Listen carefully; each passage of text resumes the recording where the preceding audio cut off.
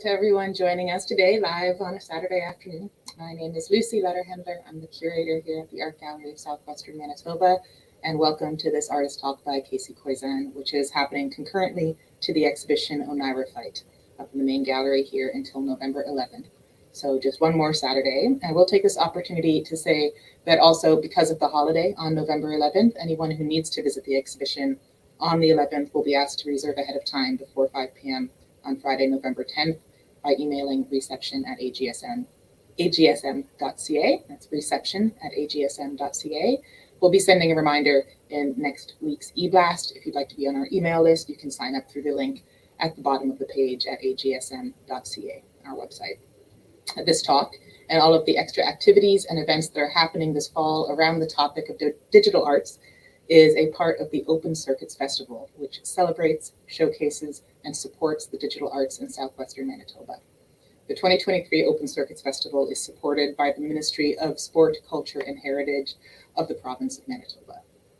I'm going to bring Casey up in a moment, and he will be presenting his work, following which presentation we'll have a conversation, an opportunity for you to ask questions. You are welcome to participate in that by typing your questions and comments into the comment section of Facebook or YouTube, wherever you're watching from today.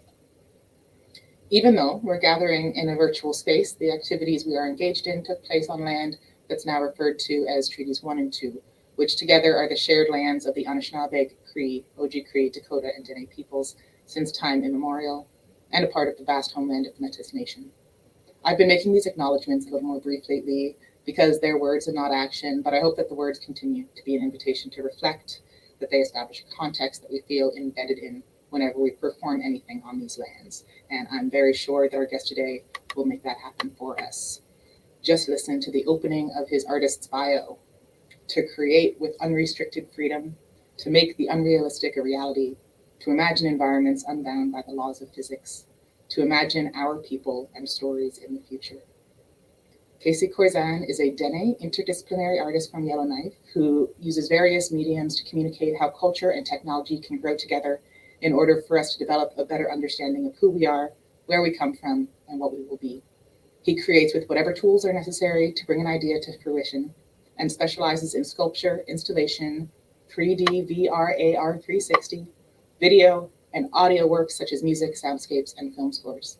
He is a much sought after international artist that has participated in many residencies, exhibits, festivals, and collaborations in all parts of the world, such as Finland, Colombia, Chile, Mexico, the Netherlands, the USA, and the UK. He is also a musician, producer, filmmaker, actor, narrator, and advocate for future generations of artists and musicians. He has a multimedia production diploma from Lethbridge College, a Bachelor of Fine Arts degree from Thompson Rivers University, and a Master of Fine Arts degree from the University of Manitoba. Welcome, Casey. Thank you, Messi, for having me. So I will just pop your screen up. If you're ready to present, we can just get into it. Yep, absolutely. And again, anybody who has a question or comment during the presentation, you'll type that into the comments section and we'll address everything at the end of the talk. Okay? Away you go. Okay, thank you so much. My name is Casey Koyczan. I'm a Dene interdisciplinary artist from Yellowknife, now based in Winnipeg, Manitoba. Moved down here in September of 2019, and after my MFA, I liked it so much I just decided to stay. This is my website and my Instagram.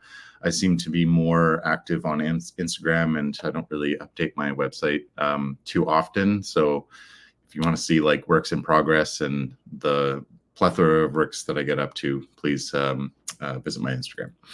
So I'm going to basically go over the process of my idii Past in Time installation, which is currently up at the AGSM, and just all of the process of it, dealing with mixed media installation and kind of the jumping around that I have to do in order to bring this idea to fruition. So it's not going to be a linear kind of presentation where it's just, you know, organic materials and then digital. It's going to jump all over the place. So to start out, harvesting. I harvested these pieces of driftwood from the Seine River in Winnipeg, Manitoba, around the St. Boniface area.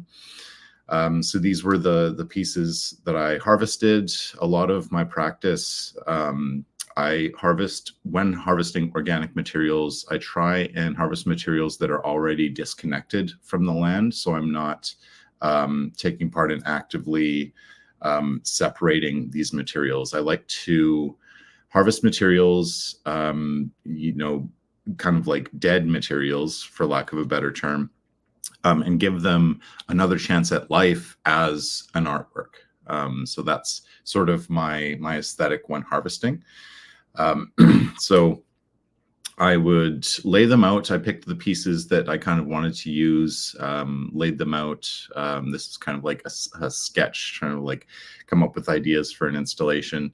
But this was the perfect grounds to start to scan them with a LiDAR scanner, which is housed in the newer versions of the iPhones, from, I believe, the iPhone 12 Pro onward. They have built-in LiDAR scanners, and that was one of the reasons why I decided to upgrade my phone to the iPhone 12 Pro in order to do this. It was like I had to do it. So being able to do that really allowed me to kind of look at things in a different way, to be able to scan these live materials and implement them into 3D software. The software that I use is Blender 3D. So in order to get a healthy scan of these, I strung a few of the pieces up in my studio from the ceiling so that they were totally vertical, and I was able to walk all the way around them and scan them. So this is kind of a result of one of the scans that I did using an app called Scaniverse. There's other LiDAR scanner apps as well, called like Polycam and Sitescape, and there's quite a few of them now. And this is the same scan, but more of a close-up view to give you a better idea as to the textures that they scan. I'm really fascinated with this technology and being able to work with these organic materials in a different way. I kind of feel like it's somewhat of an evolution of my process of working with organic materials, and to be able to bring them into 3D software and kind of create. This is an example of scanning a tree or organic material that's connected to the earth. So it's a site-specific kind of location that I scan. And you'll see within this image, I do like 2 or 3 circles around the tree, getting closer and closer each time. I kind of think this image is funny because it looks like a big question mark, like, what am I doing? But this next slide will show you the result of this scan. And you'll see the textures that you're able to acquire, even like the little pieces of fungi on the tree.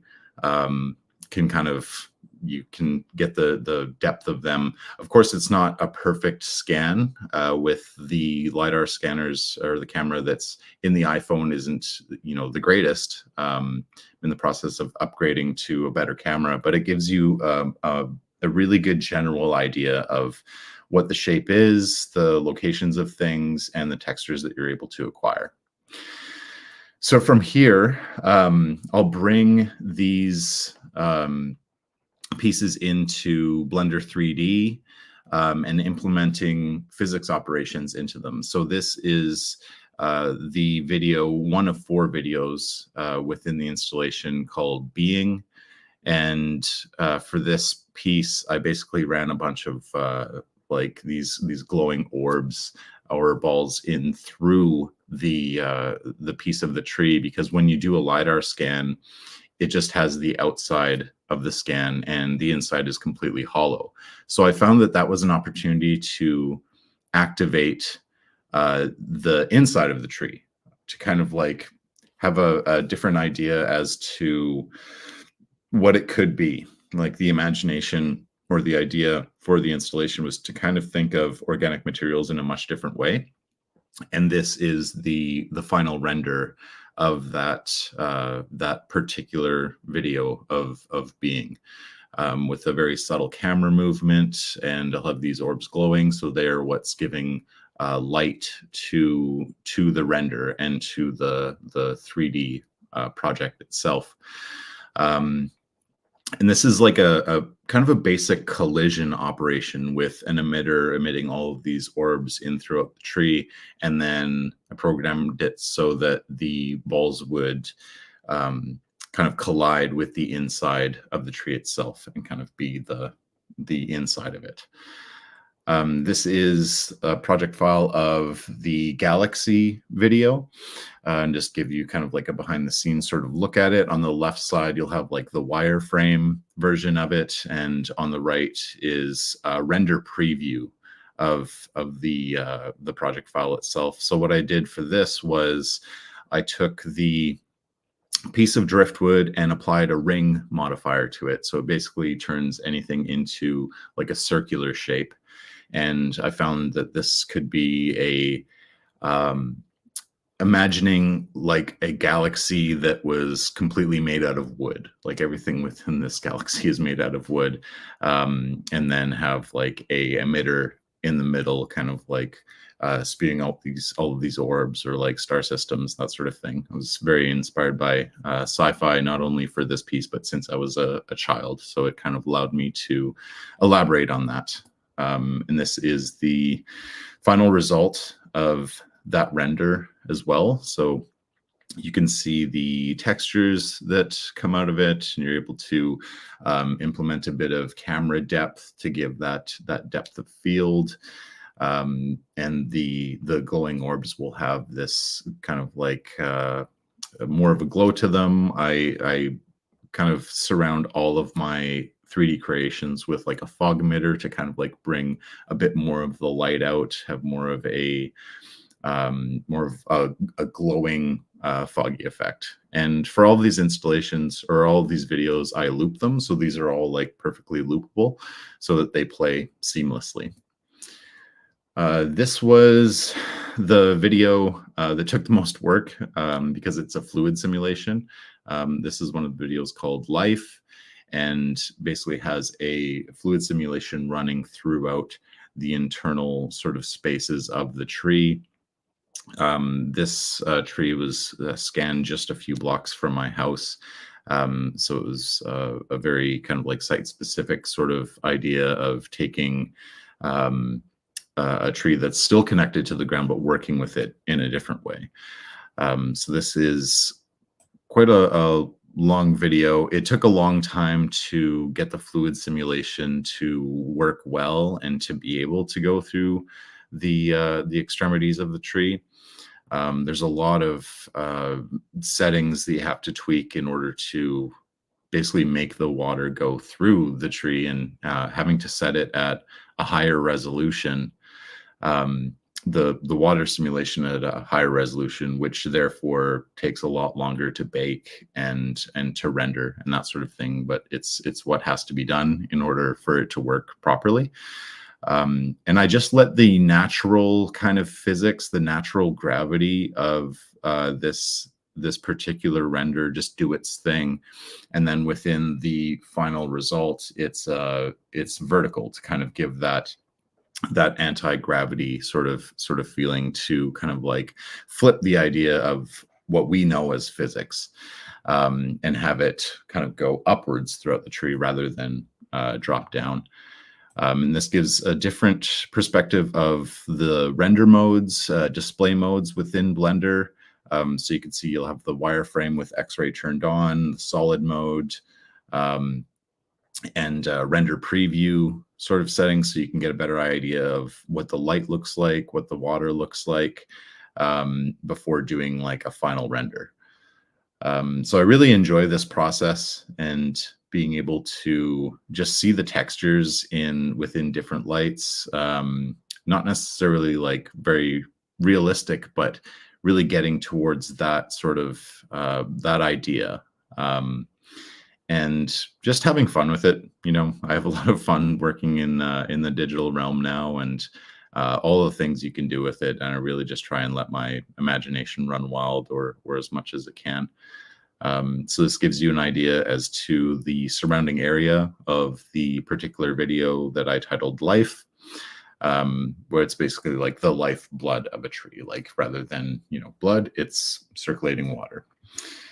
This is a wireframe X-ray render of what this particular video looks like, just so you can see how the water or fluid simulation is kind of going throughout the tree, and the journey that each of them take within all of the extremities of the video itself.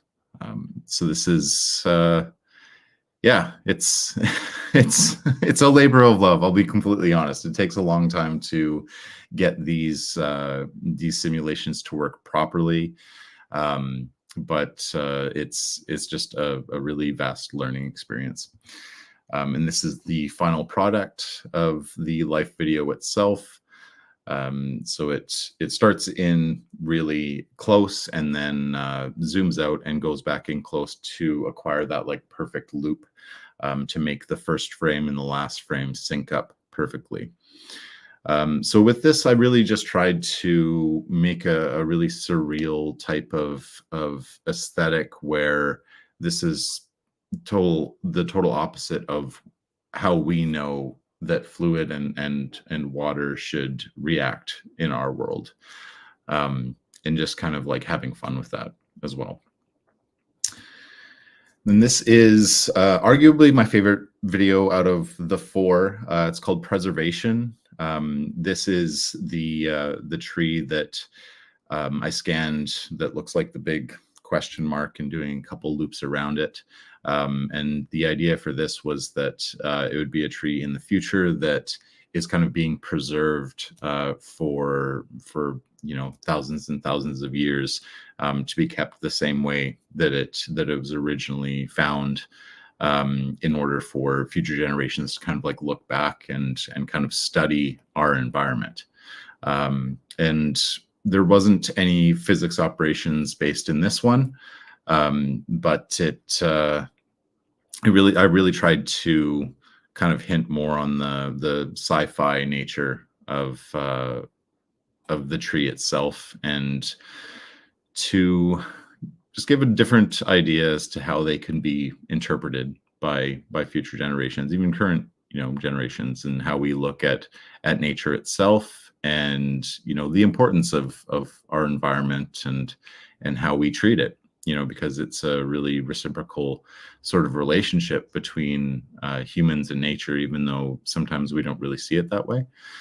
So that's one thing about my practice, is this subtle environmentalism sort of aspect, and that's why I really enjoy working with the natural environment, as well as the digital environment, even though the two sort of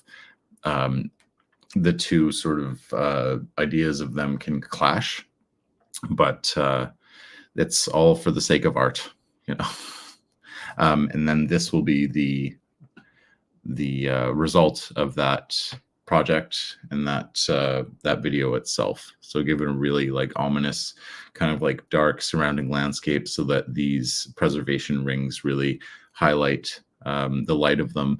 And you'll see that the LiDAR camera doesn't give a perfect scan, especially when there's objects that are further away. So you'll see up at the top, there's parts of the sky that are kind of mapped in with the scan itself.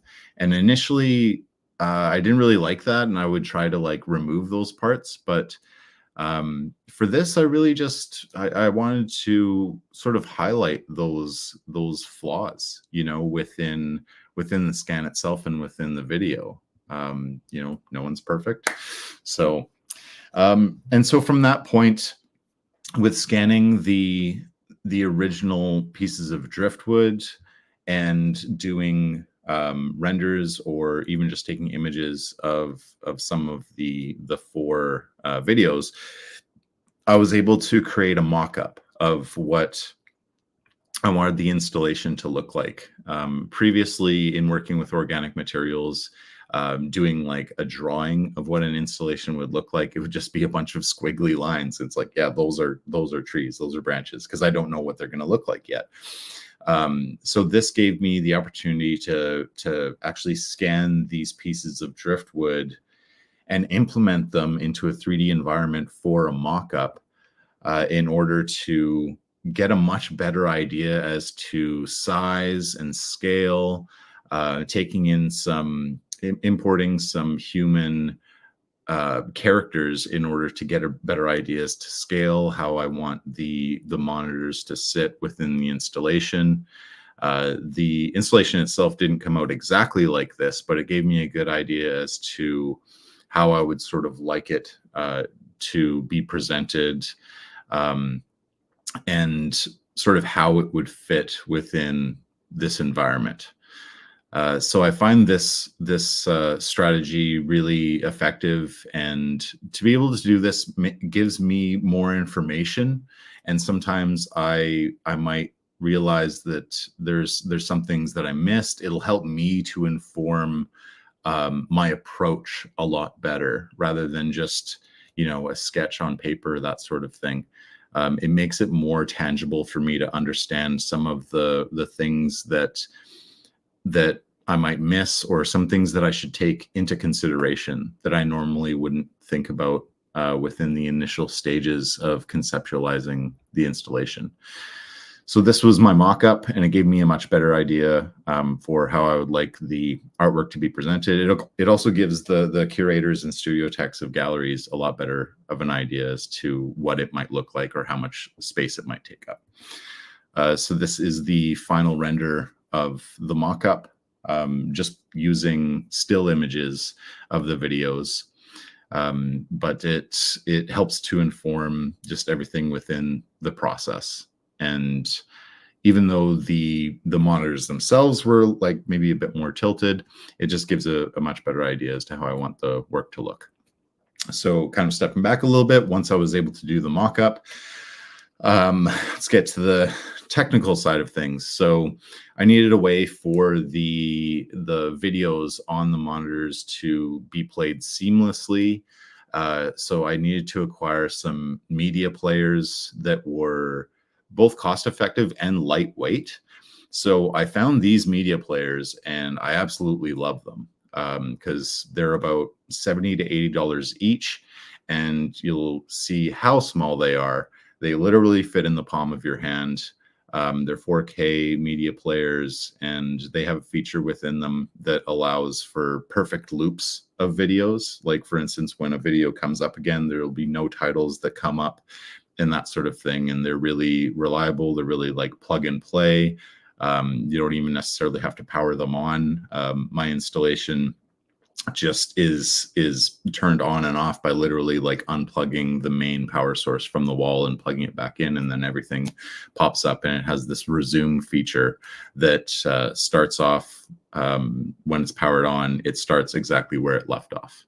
So I definitely recommend these NeoMe Atom media players.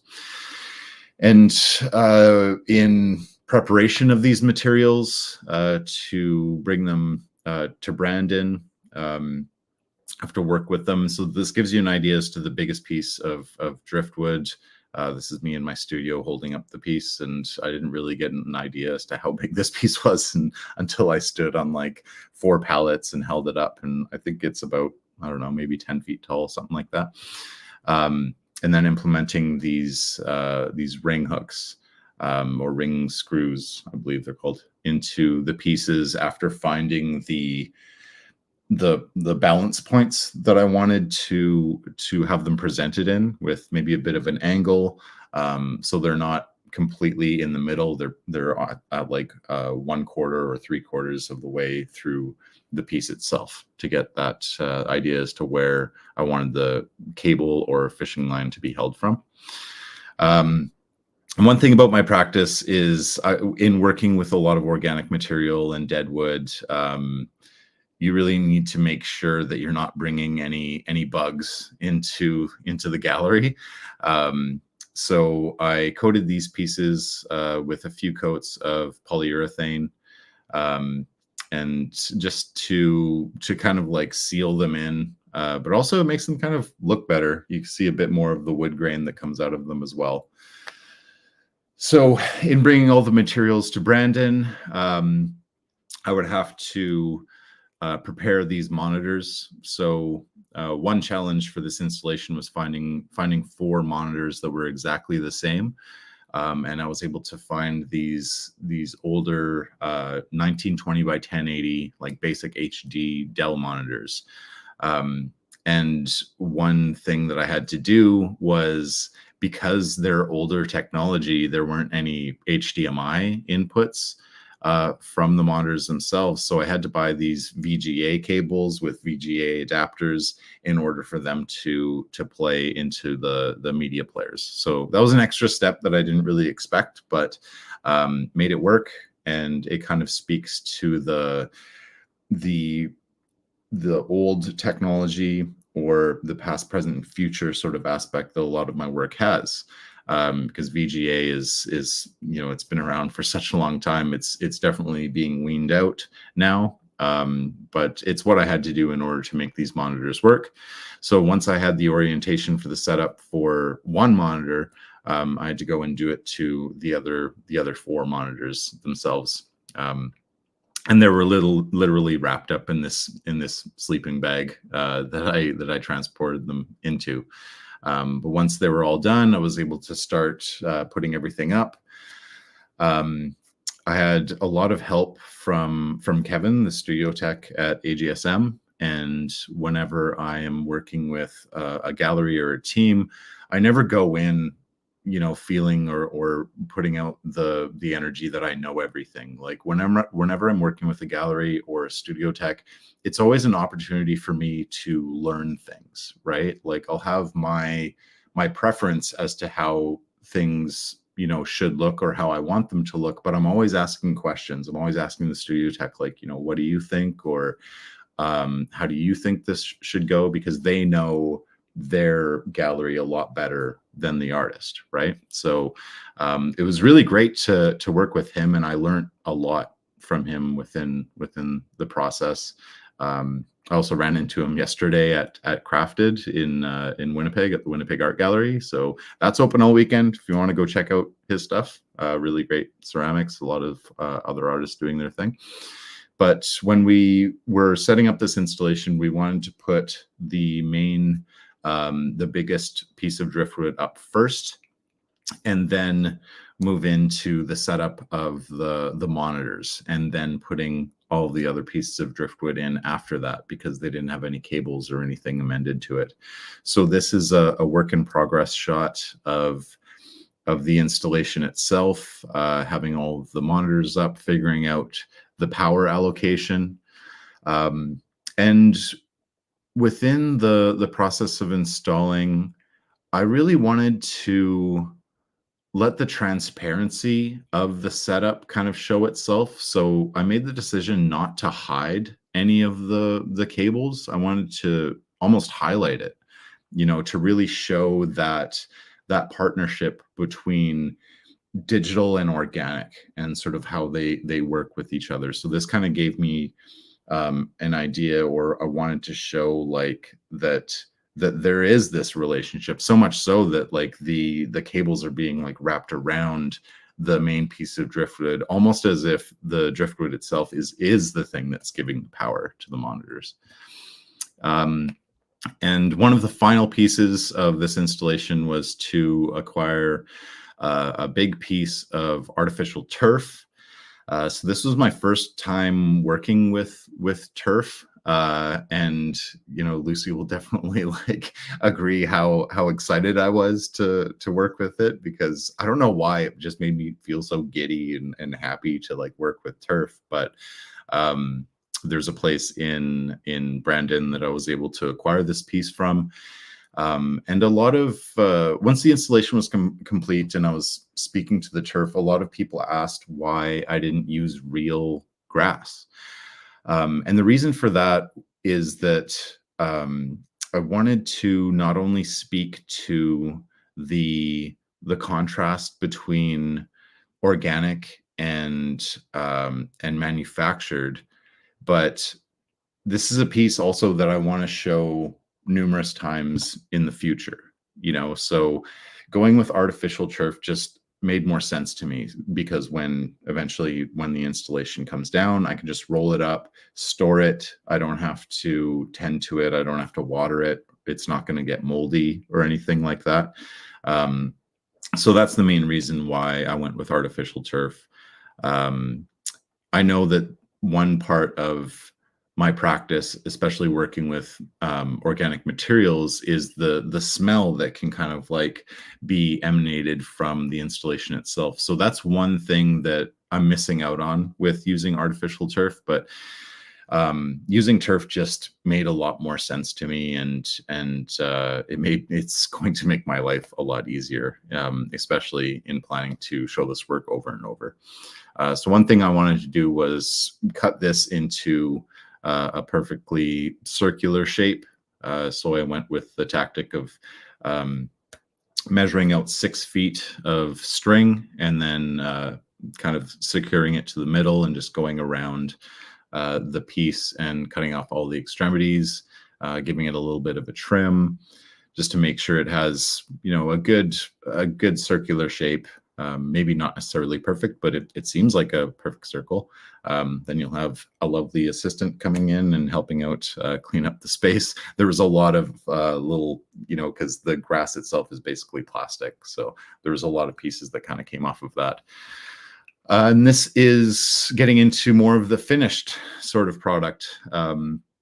So in the end, I decided to just use 5 pieces of driftwood. I think I had about 9 or 10 in total, but it got to the point when I was installing that I really enjoyed the symmetry that was happening, like the middle piece and then the 4 pieces kind of surrounding it, protruding inwards into the installation.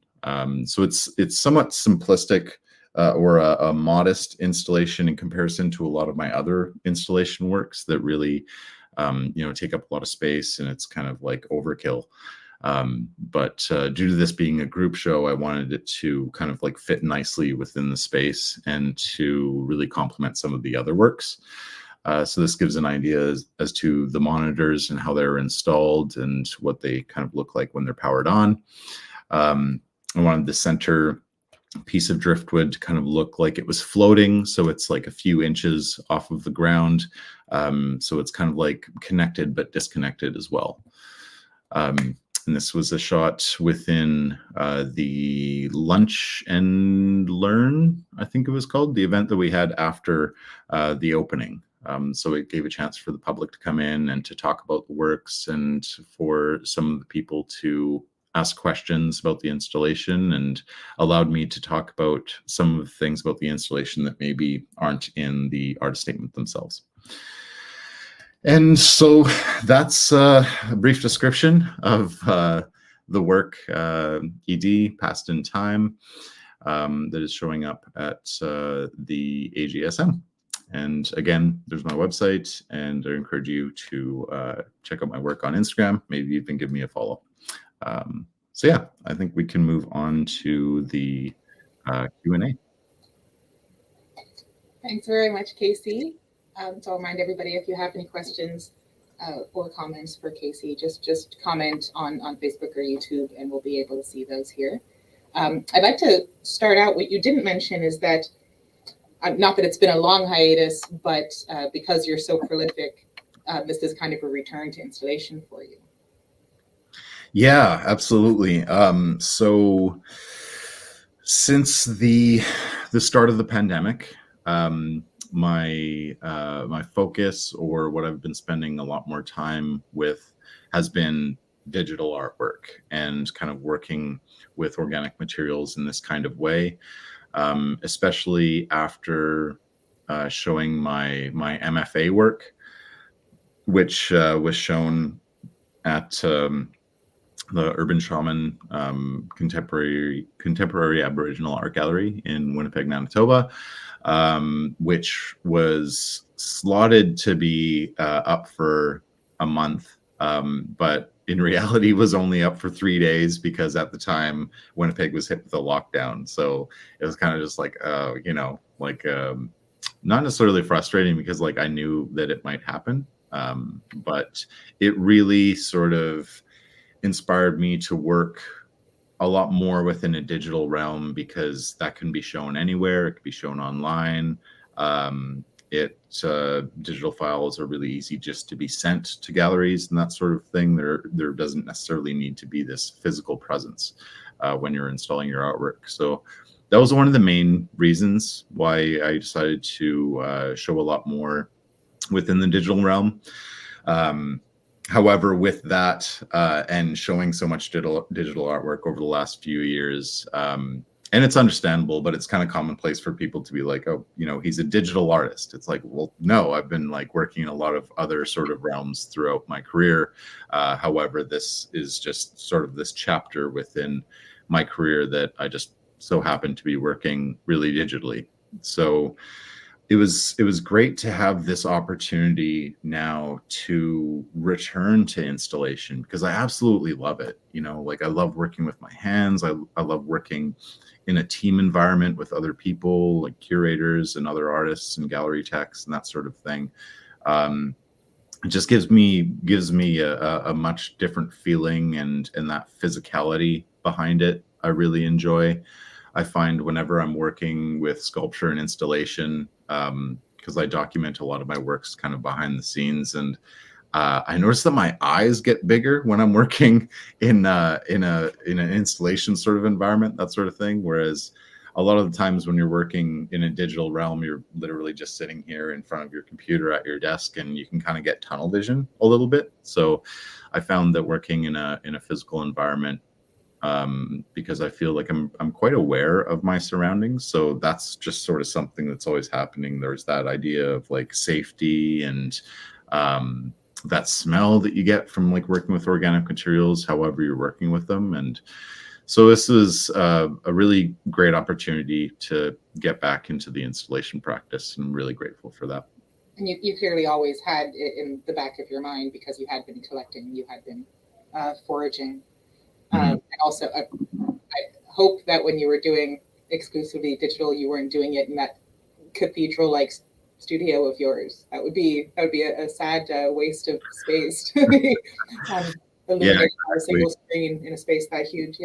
Yeah. Whenever I'm so I do a lot of my installation work, sculpture work, and motion capture stuff at my downtown studio. Whereas whenever I'm working primarily on digital projects and that sort of thing, I'm at home, because there's not a lot of dust around or whatever. Technology is expensive, so I don't want that to get damaged. So it's really a balance in working with the two different spaces, depending on what I'm working on. So Susan on Facebook said very strong choices, I believe, in response to using the AstroTurf and the more minimal tree silhouette, the 4-branch silhouette, as opposed to the one that you had mocked up. And then Daria on YouTube has a couple of questions. He's doing a BFA in digital media and design, and has just started to learn digital art with Adobe applications. So first, what kind of hardware device do you suggest for working with digital media?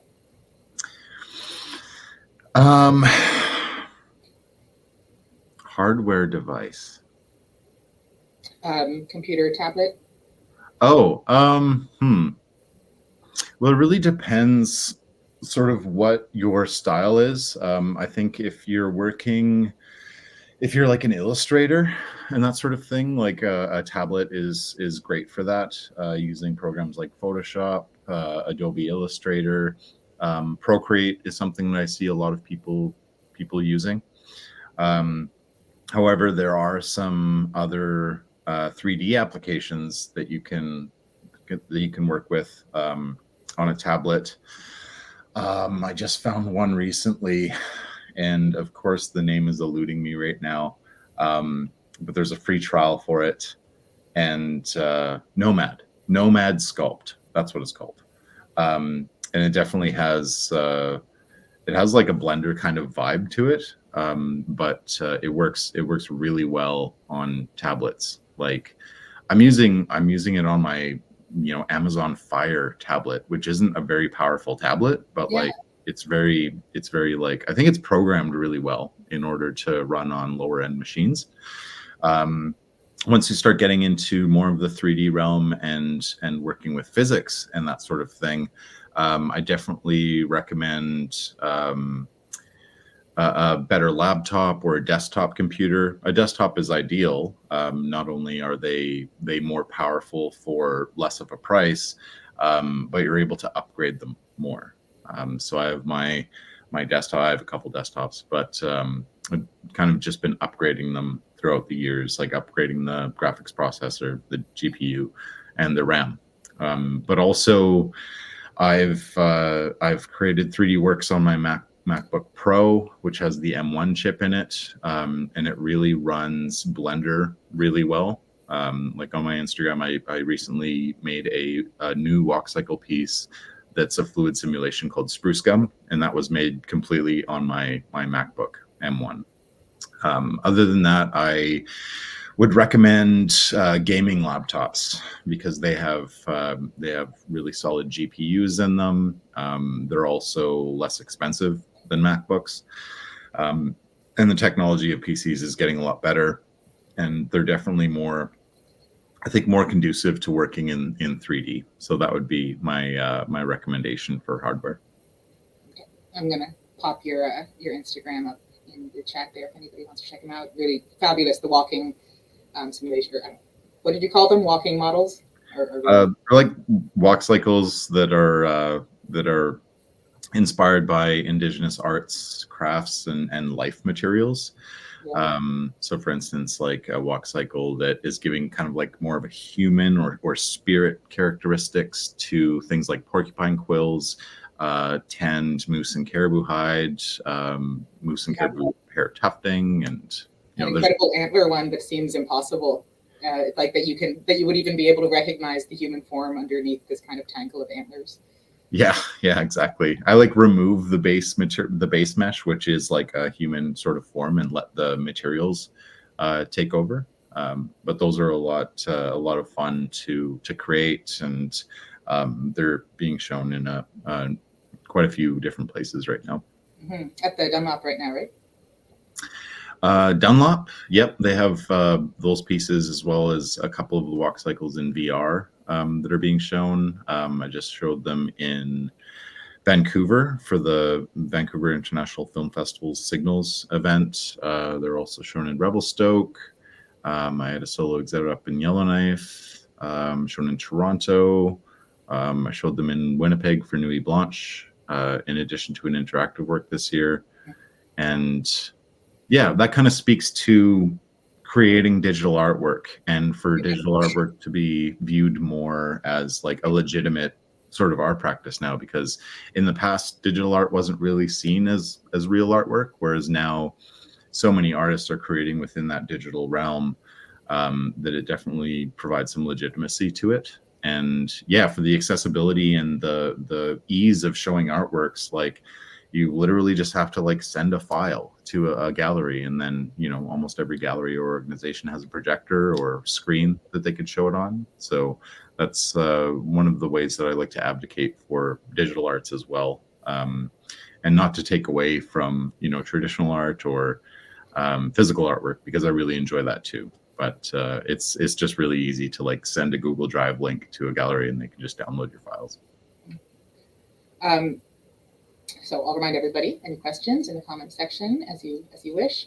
I do want to take over for a second and say that something that all of the artists in an IR fight have highlighted, have really clocked, that I didn't when I was curating, is this question of perfection, which you mentioned several times in the presentation that you just gave, even though it was a very technical presentation. And then finally with the AstroTurf, I remember really noting how it's gotten so much better because it's less perfect. It's almost a third brown dead grass.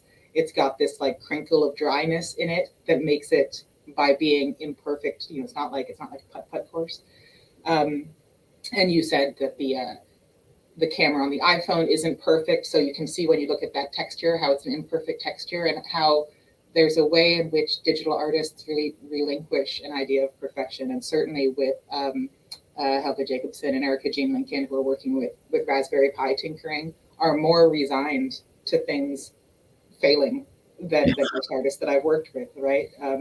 So this idea of perfection and relinquishing control in digital arts, I think, is something that has been coming up a lot. What do you think?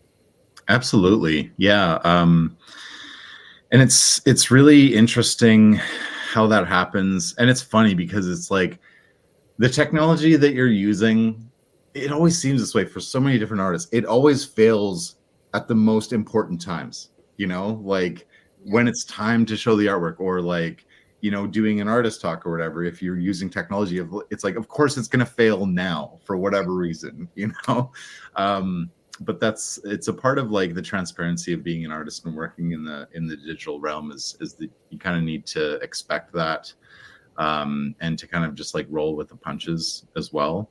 But also, like, one thing that I really enjoy about almost everything digital, mostly in a software sense, not necessarily in a hardware sense, but one thing that I can advocate for is within working in a digital realm with software, like it's so much easier to take risks because there's always either Control Z or Command Z. There's always an undo function in the most part. Otherwise, you can just go save as, create a new project, name it differently so that you have your progress with what you did before you took this risk. So yeah, that's just, try out different things because there's always a way to back up your work or to undo something, right? So that's just something I want to put up there. That's a really good lead in to Daniel's second question, which is what kind of challenges have you faced while starting to learn digital art applications? Do you have any advice for emerging digital artists who are beginning this tinkering process? Oh, wow. Well, I started working with digital art applications in high school. So ever since I was a kid, I was really fascinated with sci-fi and technology. So my first introduction to it was Photoshop, Illustrator, and Premiere. So creating these like digital collages, using pictures that I've taken and taking bits of them and kind of like amending them into a digital collage, mostly just like, static imagery. But Premiere enabled me to start making videos. So it was my start to, being a filmmaker was really just like filming me and my friends, skateboarding, snowboarding. In high school, a lot of my friends were like inline skaters, doing tricks and that sort of thing. So the results of some of my first films were kind of like the Jackass films, the CKY kind of stuff. We're just like having fun, just doing things, and people really enjoyed that because it was funny, and it was like sort of shedding our skin as to like what we were like as teenagers. So for emerging artists, like there's no one program to use, right? Because everyone's different. Everyone kind of interprets things in different ways. And there's so many applications now to use that really I recommend just trying out a plethora of different software, different hardware, and finding out what works for you, like what you enjoy working with. Some people really enjoy the results that they can get from Photoshop, whereas other people really enjoy the results they can get from Illustrator, right? And now with a lot more applications being accessible via tablet, that really opens up a lot of different options as well. So I really just recommend trying out different things, trying out new things, and finding what works for you, because what works for me wouldn't necessarily work for other people. I'm no digital artist, except in as much as I know that I use a lot of these applications incorrectly. So, I using, Illustrator the same way that you would use Photoshop because that's what you learned on. You can't unlearn, it's hard to wrap your head around vectors if you're so used to getting what you kind of need with the opposite of vectors. You can tell I'm not a digital artist, but yeah, that idea of poking around in the software until you see what it actually can accomplish, and making sure that you have tutorials on the way, right? Yeah, absolutely. Like for instance, with Blender, um, I first got into 3D within my college degree, using an outdated piece of software. I don't even think it exists anymore, but it was called Animation Master. And that's where I started doing 3D modeling, intro to animation, and that sort of thing. I really wish that I kept up with it since college, because my skills within the 3D environment would have been so much better now. But I kind of like dropped it after a while and focused more on photography, filmmaking, and then getting into traditional arts and that sort of thing. And I only got back into 3D over the last, I think, 5-6 years, when an organization up north called Western Arctic Moving Pictures lent me a HTC Vive VR headset and a gaming laptop to try out VR for the first time. And then I found, I was introduced to this program called Tilt Brush, which is like a virtual reality, I call it a virtual reality painting program. And that really kind of made my mind work in different ways. I started creating, being inspired by a lot of the Dene legends and the giant animals of the past. Because when I went into my BFA, I wanted to come out being like a master illustrator, being able to draw and paint really well. But when I just had to accept that I wasn't really good at it, and once I started to, paint and draw in VR, I realized that why I wasn't very good at it, or why I didn't really enjoy it, is because there wasn't that depth. Like, so within the VR sort of realm, you can make your, brush strokes or whatever, but you can look around, and get more of a depth perception aspect of it. So that's why I really enjoyed it. And then being able to bring those VR creations into 3D, that's what inspired me to get into Blender. Initially, I was using a program called Cinema 4D, but I'm a fan of open source software. So that's why I made the transition into Blender 3D, and I'm completely self-taught within Blender. And there is no shortage of tutorials and that sort of thing online. Yeah. Even though someone's doing a tutorial in like a really older version of Blender, if you have any sort of question with what you need to do, chances are it's online somewhere. That's so true. If you can, and as I was saying, just going through why this application is different than other ones, right? Like what's the benefit of this particular thing, making sure that you're using the right thing. Now the idea of depth that you were talking about makes me think of what you were saying about collecting the driftwood.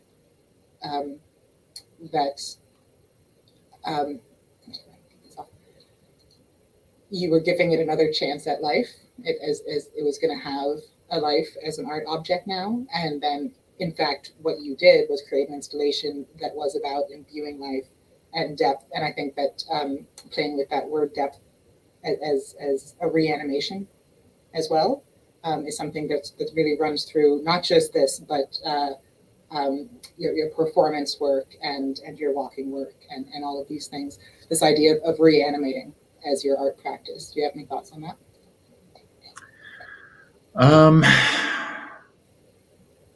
It kind of like looks, I really think back to something that my painting and drawing teacher said that like kind of blew my mind at first. And I, thought he was a weirdo after saying this, but it was just like, you know what, it's actually really true.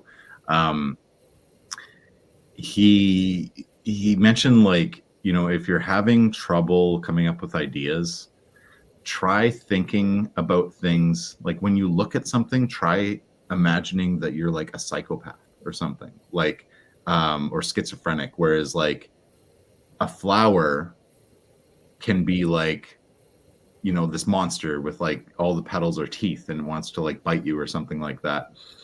And he gave a few other examples, and everyone were just like, what the hell is this guy talking about? But like it really informed that that like trying to have an open mind, trying to think about things a lot differently. And for me, it's like when I'm harvesting these things, it's like I do pay a lot of respect to the materials themselves, because in a way, like especially within indigenous culture and a lot of other cultures within the world, whenever we take something from the land, we have to give thanks in some sort of way. So whenever I go out harvesting, I'm always, either giving some tobacco to the land, or thanking the creator for providing these materials, in order to be used again, right? And to really elaborate on what these things could be. So to give them another chance at life is just another way of honoring these materials, honoring the earth, the environment, and kind of contributing some way to that like circle of life, even though like it could be argued that I'm kind of taking away from that, right? Because like if a branch or a piece of driftwood is laying by the river, it's not doing nothing. Like, insects are acquiring pieces from it. It's like their food, their nutrients, that kind of thing. They're also like giving back to the environment itself. So in some ways I feel bad about like harvesting these things, but it's just part of the practice, and like I'm using these to contribute to something else. Yeah. I try to limit how often I bring up Star Trek: The Next Generation as a curator, but this is really, so the idea of being a psychopath and all these references that you've made to science fiction in your work as well. There's one episode that I kept thinking of where there's a pre-industrial society, and they're in a classroom, and she's saying, the teacher is teaching these children that wood has fire in it, and once you do something to it, the fire comes out, right? As I was thinking about this when we were talking about the galaxy made of wood, and specifically as an alternative to imagine how a psychopath would think, or how a different person would understand this world that they exist in.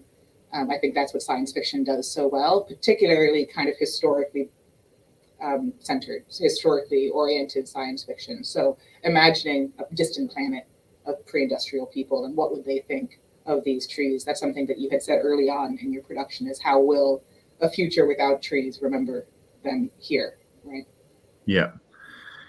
And a part of it too is I find, when you're a child, you have this sense of wonder. Everything is fascinating, right? And naturally, as you get older, you go throughout your life and you have these experiences that can kind of diminish your sense of wonder. And it's like that loss of innocence, which is, it's not great, but it's something that happens because we go through our lives and we experience a bunch of different things. And for me, I really just try and keep that sense of wonder, that like that imagination, and there's a few things throughout my life that have really like sparked that again in me when I thought that it was kind of being lost. So the first time that I watched a Studio Ghibli film, Miyazaki film, was Spirited Away, and I watched that in my like second year of my BFA, and it blew my mind as to like the sense of wonder and the imagination that is in those films. And I found it was the perfect time to watch it because it really informed my artwork. It really allowed me to regain that sense of wonder, regain that sense of imagination, and kind of looking at things in a much different way. So whatever kind of form of inspiration that you can acquire, like just allow yourself to be inspired by it, because it really helps. Like one thing for my practice is that I don't have a set formula of how I create any of my artworks. Like I allow myself to be inspired by anything and everything. And, it could sometimes be a word, an emotion, a song. I'm always listening to music. Sometimes like even instrumental music can inspire an artwork. Language, feelings, different objects. Sometimes it's the technology itself, whether it be software or hardware and that kind of thing. So I really just encourage people to have an open mind in that sort of regard. Not only in artwork, but in life. Like, everyone's different. That's something that a lot of people like kind of forget, is that like, there's no one linear way of thinking. Like everyone's different. Everyone has their own personality. Everyone has their own sort of thought process. So, that open-mindedness and that acceptance is really important. Yeah, it's come up a lot in this exhibition, that idea of the actual process of making art is the process of allowing yourself to notice, right? Of grabbing the little sprites as they fly by you. Absolutely. Yeah, and then seeing what happens, right? Yep, totally. Okay, that's the hour moment, and I promised. So I would like to thank you so much, Casey, and everyone who joined us for spending an hour on a mild Saturday with us here in Manitoba. I'll say, I'm doing too many things. I'll say goodbye, and I'll talk to you soon. Okay. Excellent. Thank you. Masicho. That's time.